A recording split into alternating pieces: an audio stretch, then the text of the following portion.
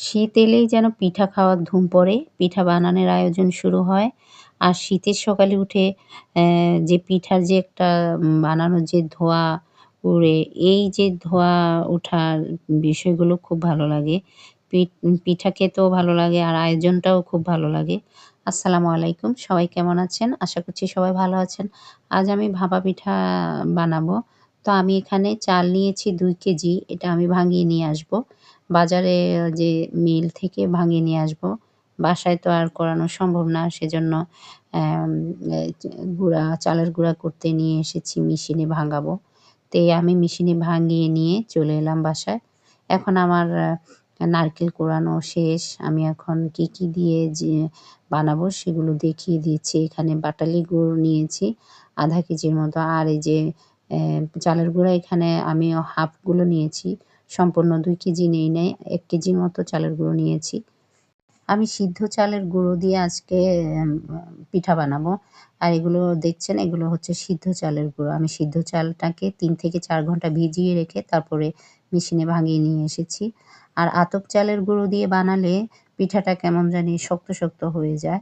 সিদ্ধ চালের গুঁড়ো দিয়ে বানালে সবচেয়ে ভালো হয়, নরম তুলতুলে আর খুব খেতে খুব সফট খুব দারুণ লাগে।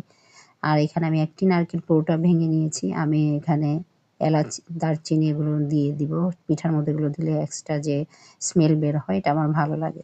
আসলে সব রেডি করা, তারপর হচ্ছে পিঠা বানানো এগুলো কিন্তু কষ্ট ছাড়া হয় না। অনেক কষ্ট করতে হয় সব আয়োজন রেডি করতে।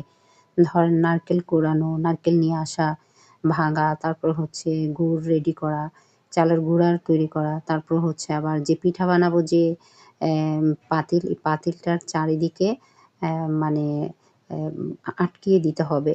তো রেডিমেড পাতিল পাওয়া যায় বাজারে কিন্তু সেটা দিয়ে অতটা পিঠা পারফেক্ট হয় না আমার কাছে মনে হয়। সেজন্য আমি ঢাকনা দিয়ে চারিপাশে আটার যে একটু ডো করে তারপরে চারিদিকে আটকিয়ে দিয়ে তারপরে এটার মধ্যে আমি পিঠা বানাবো। তাহলে সব মিলিয়ে অনেক কিন্তু কষ্ট করতে হয়। একটা পিঠা আয়োজন করা মানে অনেক কষ্ট। তো আমার পিঠা দেয়া এখানে শেষ হয়ে গেছে। এখন আর কিন্তু বেশি সময় নিবে না। একেকটি পিঠা হতে সর্বোচ্চ ৩ মিনিট সময় লাগবে। আর আমি এখন দিব আর উঠাবো। আমার সবকিছু আয়োজন কমপ্লিট হয়ে গেলে পিঠা কিন্তু হতে সময় লাগে না। তো সব মিলিয়ে আমার পিঠাগুলো কিন্তু পারফেক্ট হচ্ছে। দেখেন সবগুলো পিঠা আমার পারফেক্ট হচ্ছে। আমার কোনো ভেঙে যাচ্ছে না। কিন্তু আমি যখন বাজার থেকে আমার যে পাতিলটা আটকানো পাতিলটা দিয়ে বানাতাম তাহলে অনেকগুলো পিঠা ভেঙে যেত। এই যে দেখেন আমার প্রত্যেকটা পিঠা কিন্তু খুব সুন্দর হয়েছে। একদম পারফেক্ট। একেবারে তুলতুলে নরম, খেতেও কিন্তু দারুণ স্বাদ।